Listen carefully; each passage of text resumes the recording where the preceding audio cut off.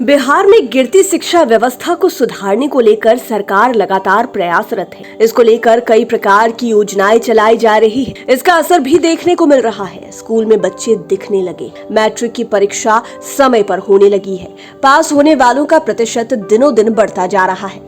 इन सब के बावजूद बिहार में एक ऐसा गांव है जहां सिर्फ 2 ही लड़के मैट्रिक पास। यह सुनने में जरा अटपटा जरूर लग रहा है, लेकिन बिल्कुल सच है। इस गांव की चर्चा इस कारण भी खूब हो रही है कि यहाँ गांव की पूरी आबादी में सिर्फ 2 ही लड़के मैट्रिक पास। ऐसे में कल्पना की जा सकती कि यहाँ की लड़कियां और बहुओं की शिक्षा दीक्षा क्या होगी, वो कितनी पढ़ी लिखी होंगी। सहज ही कल्पना की जा सकती है कि ऐसा गांव कहीं और नहीं बल्कि बिहार के जमुई जिले में है। जिले के बरहट प्रखंड इलाके के पत्नेश्वर पहाड़ी की तलहट्टी में बसा गांव महादलित बहुल है।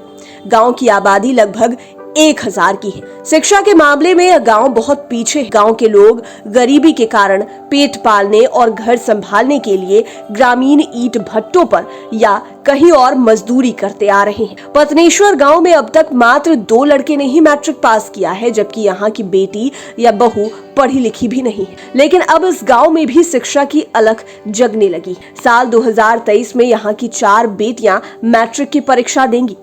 ये चारों अभी से ही जी तोड़ मेहनत कर रही हैं। ये सभी मलयपुर गांव के कामिनी गर्ल्स स्कूल की छात्रा है। इस गांव की बेटी मुस्कान मूरा कुन्नी और तीरो सरकारी स्कूल में पढ़ती है और पढ़ लिख कर आगे बढ़ने की इन्होंने ठान ली है। इसी का नतीजा है कि परिवार वाले भी इनका साथ देने लगे हैं। पत्नेश्वर गांव के मजदूर परिवार के बच्चे अब तक पढ़ाई नहीं कर पाते थे। शिक्षा को लेकर जागरूकता के अभाव में स्कूल में नाम लिखवाने के बाद भी कई बार ड्रॉप आउट हो जाते। खासकर लड़कियां ही स्कूल छोड़ देती थी। महादलित समाज में शिक्षा को बढ़ावा देने के लिए 2 युवती काजल और निशा की पहल रंग लाई।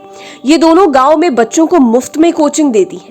इन्हीं के प्रयास का नतीजा है कि यहाँ के लड़के लड़कियां अब पढ़ने लगे हैं। अब मजदूर माँ बाप भी चाहते हैं कि उनके बच्चे पढ़ें और आगे बढ़े। जाहिर तौर पर गांव की 4 बेटियों को देखकर बाकी लोग भी अब शिक्षा से जुड़कर दशकों से चली आ रहे पिछड़ेपन को दूर करने में जुट गए हैं।